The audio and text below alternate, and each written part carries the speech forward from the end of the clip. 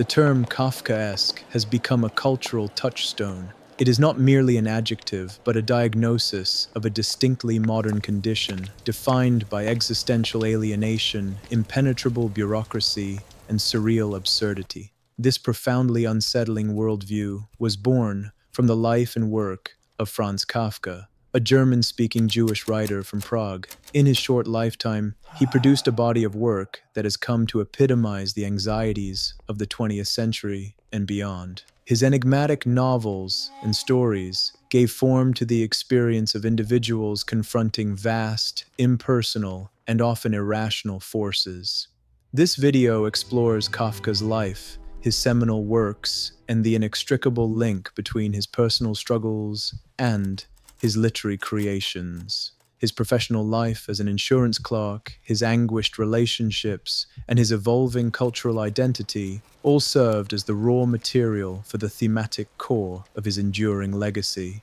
Franz Kafka's early life unfolded in Prague, a culturally vibrant but complex city that was, at the time, part of the sprawling Austro-Hungarian Empire. This environment was strategically important in shaping his identity as a German-speaking Jew, navigating a multifaceted society.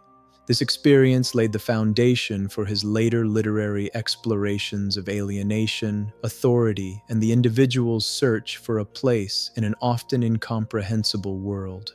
Franz Kafka was born on July 3, 1883. His father, Hermann Kafka, was an authoritarian and prosperous merchant whose immense presence would cast a long shadow over Kafka's life. This established a dynamic of guilt and inadequacy that became a central theme in his work.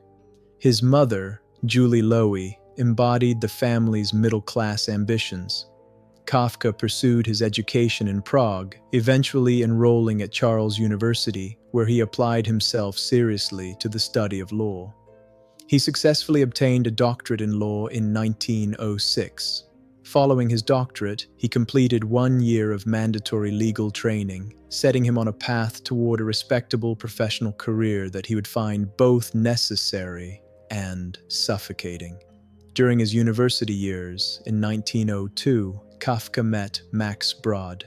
This encounter marked the beginning of a lifelong friendship. Brod would become a close confidant, Kafka's biographer, and, most crucially, the literary executor who would secure his posthumous fame by defying his final wish. His formal education, which emphasized logic and structure, also set the stage for his professional life, a world of bureaucratic logic that profoundly influenced the atmospheric and thematic landscape of his writing. Kafka's adult experience was defined by a profound duality: his respectable career within a bureaucratic institution and his secret nocturnal existence as a writer. While the sociologist Max Weber described bureaucracy from the outside as a rational, technically superior iron cage, Kafka wrote from within this cage. He chronicled its dark labyrinth and ironic futility. This dichotomy was not a contradiction, but a symbiotic relationship. The institutional machinery he observed by day provided the precise vocabulary and structural logic for the nightmares he chronicled by night. In 1908, Kafka began his career at the Workers' Accident Insurance Institute in Prague. This position made him an insider to the workings of bureaucracy, and this perspective deeply informed his fiction. He remained in this role until 1922, when declining health compelled him to retire on a pension. Despite the demands of his job and societal pressures, Kafka was a compulsive writer who crafted his most famous literary works during the late hours of the night. His dedication to his art was an essential, non-negotiable part of his identity. In 1910, he began keeping a diary which provides invaluable insight into his thoughts, struggles, and creative process. Kafka suffered from persistent ill health throughout his life. He had his first spell in a sanatorium in 1911. A more serious turn came in 1917 when he was diagnosed with tuberculosis of the lungs. The following year, in 1918, he also contracted the Spanish flu, further weakening his fragile constitution. These health struggles were paralleled by intense personal conflicts that likewise became a central theater for his existential anxieties and a rich source for his work. A central conflict dominated Kafka's personal life, the intense tension between his deep yearning for human connection and his profound, almost sacred need for solitude to write. His romantic relationships, often conducted through extensive correspondence, were the primary arenas where this struggle played out. These relationships exposed his deep-seated anxieties about cohabitation, physical intimacy, and the demands of family life, all of which he perceived as threats to his literary vocation. His relationship with Felice Bauer, 1887 to 1960, was his longest and most complicated love. It was primarily a pen romance, documented in the almost 600 letters and postcards he sent her between 1912 and 1917. Their tumultuous connection resulted in 2 official engagements in 1914 and 1917, both of which were ultimately broken off. The fundamental conflict was based on their contrasting temperaments. Felice was practical and orderly, while Kafka was consumed by arduous internal battles that she often failed to understand. His desire for marriage clashed with his distaste for cohabitation, and his need for companionship warred with his vital need to write. Kafka's pattern of intense but fraught relationships continued. In 1919, he became engaged to Julie Worizek, but the engagement was broken off. Starting in 1919, his correspondence with Milena Jasenska, a translator of his work, developed into an important intellectual and emotional relationship. Finally, in 1923, toward the end of his life, he made the decision to live with Dora Diamant in Berlin, a period of relative domestic stability. This profound ambivalence toward intimacy and domesticity was also a defining feature of his equally complex relationship with his Jewish heritage. As an assimilated German-speaking Western Jew in Prague, Kafka maintained a complex and evolving relationship with his heritage, often moving through phases of ambivalence. A watershed moment occurred in 1911 with his encounter with a traveling Yiddish theater troupe. This experience ignited in him a search for what he perceived as a more authentic form of Judaism, one he associated with the unadulterated, living culture of Eastern European Jews. This contrasted sharply with the secular, assimilated traditions of his own family and social circle. His interaction with Yitzchak Lowy's theater troupe inspired Kafka to immerse himself in Jewish cultural enrichment. He undertook the study of both Yiddish and Hebrew, read Zionist newspapers, and deepened his knowledge of the Bible. Kafka perceived a profound dichotomy between 2 forms of Jewish identity. On one side were the Eastern Jews, who represented an unadulterated and pure form of Jewry. On the other side were the Western Jews of his own milieu, whose Judaism he saw as secular and assimilated, detached from its deeper cultural and spiritual roots. This search for authenticity is captured in his writing. In a 1915 diary entry, he describes meeting the Wonder Rabbi of Grodek, depicting him with a mixture of fascination and revulsion. He notes the rabbi's seemingly alien customs, describing him as dirty and savage, yet simultaneously marveling at his spiritual purity. This tension between the primitive and the pure also appears in his short story, In Our Synagogue, where a strange animal embodies the tenacity of an older, more primitive but authentic Judaism within a modern, assimilated community. Kafka's personal and cultural explorations ultimately fed into the universal, existential themes that he masterfully explored in his major fictional works.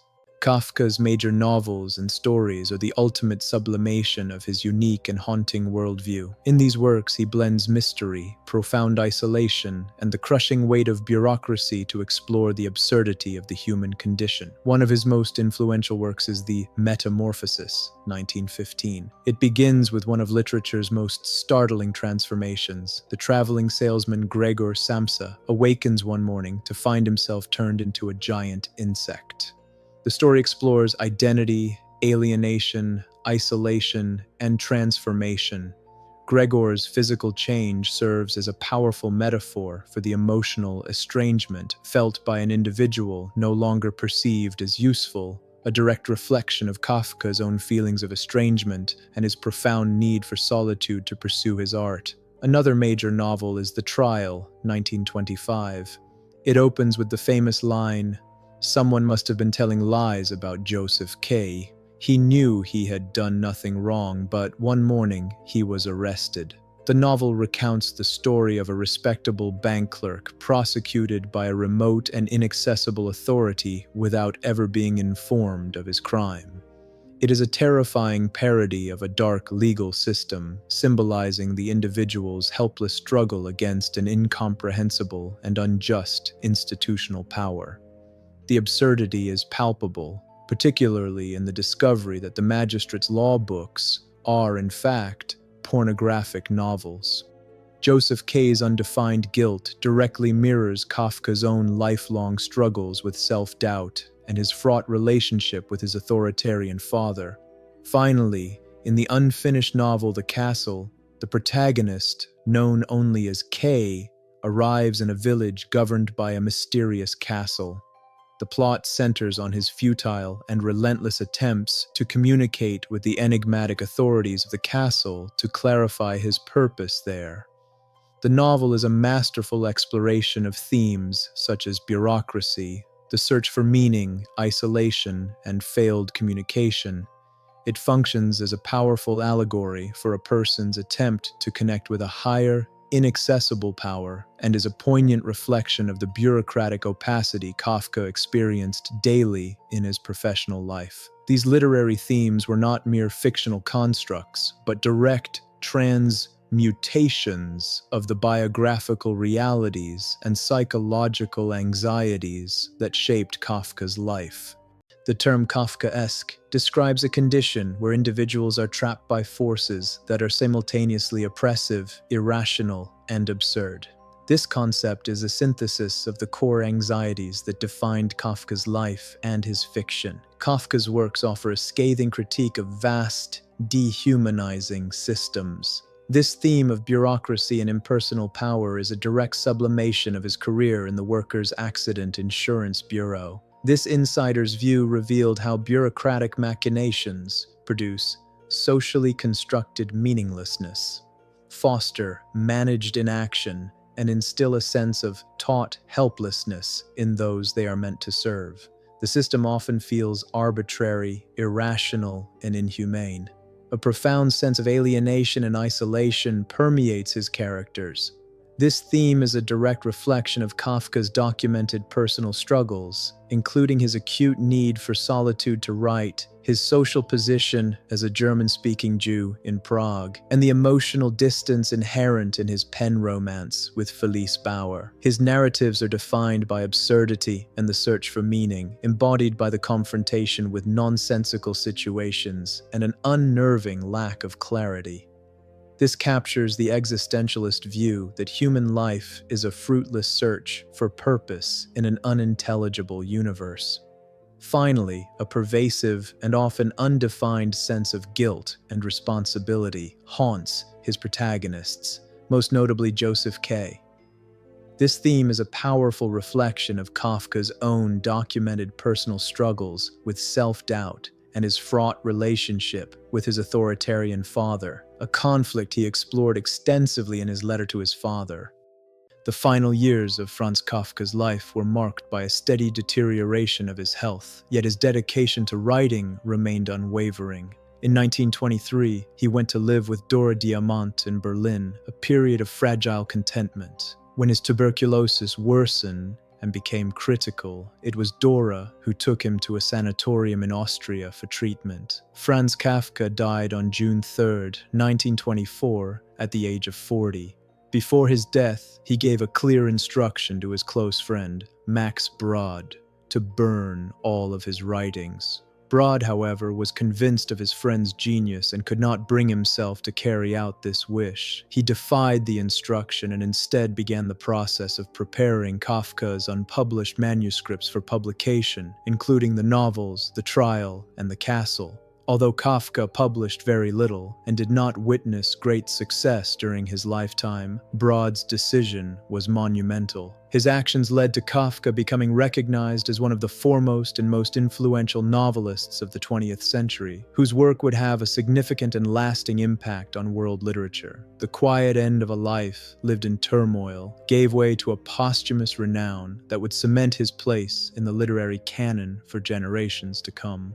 Franz Kafka left an indelible literary legacy that uniquely captures the human experience of navigating a complex, often indifferent, and fundamentally bewildering world. His work transcends its historical moment. His core themes, alienation, bureaucratic absurdity, the instability of identity, and the desperate search for meaning, remain unsettlingly relevant. Modern readers continue to recognize their own lives in his narratives. Through his hauntingly surreal prose, Kafka offers not comfort, but a stark mirror to the modern soul, reflecting both its fragility and its resilience.